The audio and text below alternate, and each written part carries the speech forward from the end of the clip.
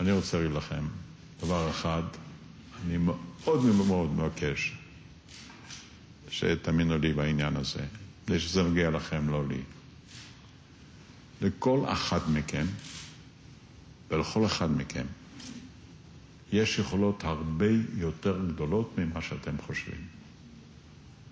אל תשכחו את זה לרגע.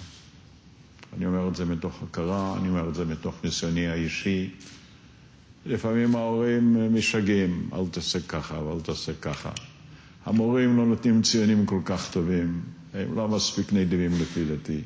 החברים קצת מרחלים, אבל אתם בתוך לבכם יודעים שיש לכם חיים הרבה יותר עשירים,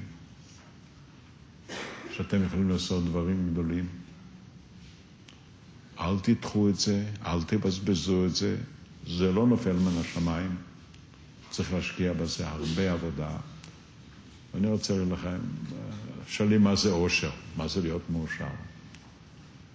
להיות מאושר זה לא כמה ארוחות אכלת וכמה ארוחות טובות אכלת.